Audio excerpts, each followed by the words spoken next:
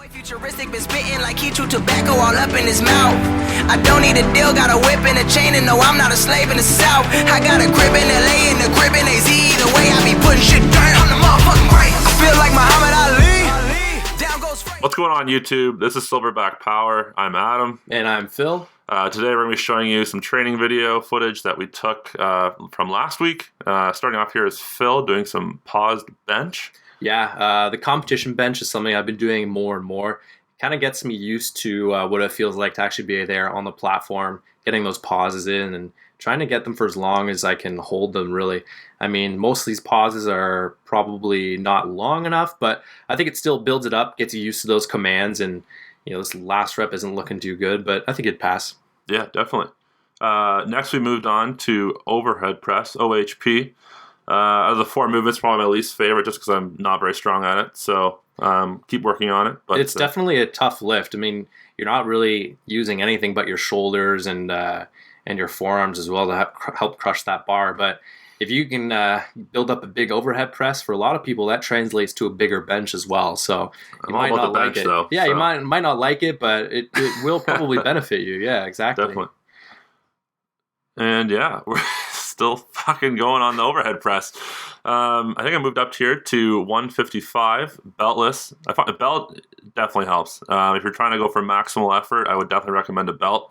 Keeps you stabilized. The core does play a big part in the overhead press. I mean, most people generally, when they look at it, they think that's just an upper body movement, but when you have that core stabilized, it helps a lot more. So that's why I usually throw on the belt, get the core tight, squeezing my glutes as well. That just kind of helps stabilize your entire lower body so that you're not focusing on your lower body at all. It's just keeping that tight. Yeah, and then now we did some dips, which I actually seem to be okay at. I believe I have 80-pound kettlebell on there, and I'm just going for days.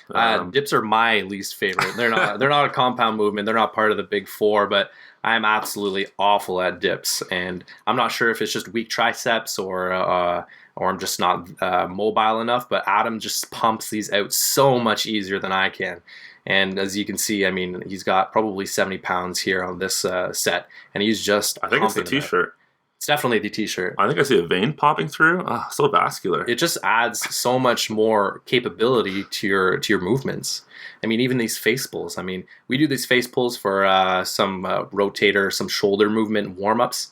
I really like doing these before bench, after bench, and with the shirt, you know, you're just flying through them. Absolutely. Yeah, I just started doing these recently too. Now that you do them so often, I thought I'd join you, and it's a great exercise. Definitely helps with getting warmed up. Yeah, I find when I wasn't doing them before my bench, I was just feeling really stiff, not very mobile. But once I started throwing these in, right off the bat, the bench was just feeling a lot smoother. So it gets your shoulders warmed up, so you're not, feeling achy on the bench. So that you're sitting down on the bench, you can get started right away, no problem. That's why I really like these face pulls. Yeah, and just keep it lightweight, high reps. I did 15 to 20 reps each set. And just getting more of a pump rather than trying to work on low volume. And of course, with any good chest day, you've got to have curls for the girls. Absolutely. I mean, it may not look like we're curling much, but this is probably close to, what would we say, 80? Yeah. 80 pounds, yeah, around there. So it looks like it's not 10 much. pounds. Yeah, it actually looks like a child's toy, but when you're pumping these out like 20, and these are not fast forwarded, reps, by the way. These not are at real all. time. Real time. Adam is actually just that twitchy in person. Yeah. So his arms are actually pretty true to life as well. If you're doing these curls, you want to make them really high rep. A lot of powerlifters don't do curls because they don't really think it does anything.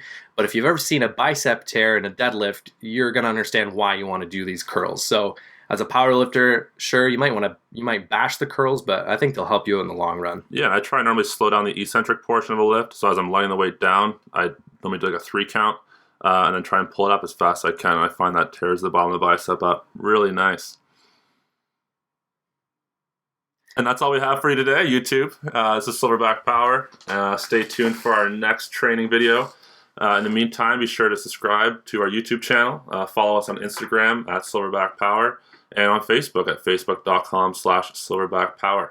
Yeah, this Saturday we're actually going to be hanging out with one of our sponsored athletes, Paul Emick, Quadzy _. You can find him on Instagram. So we're going to be traveling up to him, lift some weights, see what he's up to. He's actually getting ready for a meet, so I think we'll have a really good time there. Yeah, it's going to be embarrassing because he's so much stronger than we are. So it's going to be great, though. He's going to push us for sure. Yeah, no doubt.